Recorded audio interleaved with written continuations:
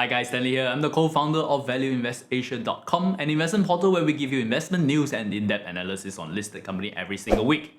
So if you're new to the channel, remember to hit that subscribe button so you'll not miss out on any of our videos. For most of 2021, Berkshire Hathaway sat on a huge pile of cash. There were about $144 billion on its balance sheet. But due to the high valuation back then, the main stock that Warren Buffett found interesting is Berkshire itself. Hence, he turned to a lot of share buyback.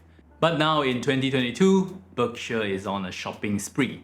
First, it acquired about a 15% stake in Occidental Petroleum in March, and then it purchased an insurance company, Allegheny Corporation, for $12 billion. And in April, Berkshire disclosed an interesting $4.2 billion investment into HP Inc. The purchase gives Berkshire a 11.4% in HP and make it its largest shareholder. It also makes HP Berkshire's second largest tech position, behind the mighty Apple, which Berkshire's stake is worth over $120 billion. But what makes HP so appealing to Berkshire? Now, with HP share down more than 10% from Berkshire investment, is it an even better bargain right now? So in this video, we'll try to answer that question. But first, I'd like to thank our sponsor for our video, Seeking Alpha. Seeking Alpha is the largest investment community in the world. Seeking Alpha provides investors with a wealth of information through their data, news, earning transcript, and crowdsourced analysis. Both personal and professional investors find great investing ideas through Seeking Alpha. And I personally found it extremely useful to keep up to date with company I am interested in. So you can now also sign up for Seeking Alpha today with a $40 discount from their premium membership. Just click on the link on our show notes to find out more. Now, back to the video. So what is HP Inc. anyway? HP has spun off its enterprise businesses as Hewlett-Packard Enterprise in 2015. After that separation, the new HP Inc. only sold PCs, printer, and printing supply to consumer and commercial market.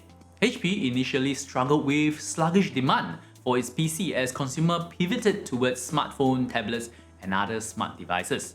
But HP managed to revive its stagnant PC business with fresh design for high-end notebooks, convertible device, all-in-one computer, and also their gaming desktop.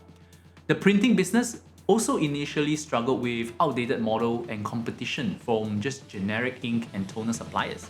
And also, with a rise of paperless workspace, the need for printer is now less. However, HP also managed to refocus its printing business by launching a cost-effective subscription service for its ink cartridges. Then, it increases its scale by acquiring Samsung printing business and the home equipment dealer Apogee. HP even started developing a new line of industrial 3D printers. However, in 2020, it suffered a slowdown at the initial stage of the lockdown as its net revenue declined about 4% to $56.6 billion.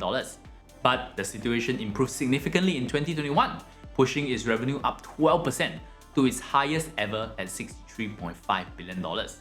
Yet, even with that recovery, HP isn't exactly a high growth stock. When we compare it with other tech stocks, its growth rate is extremely low, ranging from just a single digit to maybe a low two-digit increase. Apart from that, its operating margin are not great either. The company recorded a 7.8% operating margin for its PC business and a 18.2% operating margin for its printing segment. However, what lacks in growth is certainly make up for stability. HP is a very predictable company that generates a lot of cash, and it has returned a lot of its free cash flow to investors through buybacks and also dividend. Over the past 2 years, HP has returned more than 100% of its free cash flow to investors, even as its commercial business faced pandemic-related disruption. For example, in 2020, HP generated a free cash flow of $3.9 billion, but it returned $4.1 billion to shareholders in the form of share buybacks and also dividend. That's the similar case in 2021 as well, where HP generated a free cash flow of $4.2 billion, but returned $7.2 billion to shareholders in share buybacks and dividends. And going forward, HP expects its free cash flow to rise to at least $4.5 billion for 2022.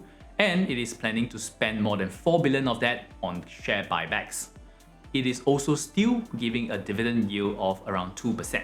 Having said that, HP has not given up on growth. Last year, it spent about $425 million to acquire HyperX, the gaming peripheral division of Kingston Technology. HyperX is now a leading manufacturer of gaming headphones as well as keyboards, mice, and also microphone. And as an effort to capitalize on the remote work culture, HP has agreed to buy Plantronics, which make phone headset, audio and video equipment for $3.3 billion in March. But what I think is most interesting part of HP for Berkshire is its valuation. The HP stocks now trade as just 6 times earning. But there are of course some reason to its low valuation. After the huge buying of electronics during the pandemic, HP might be facing a slowdown as remote work starts to fade. Plus, the risk of recession and high inflation might also affect its already low margin business. Nonetheless, HP Inc. is still a relatively stable company that is generating tons of cash. More importantly, it's returning all this excess cash flow back to investor. The perfect kind of stock for Berkshire Hathaway. Some might even feel that it will work great as a fully owned subsidiary of Berkshire Hathaway.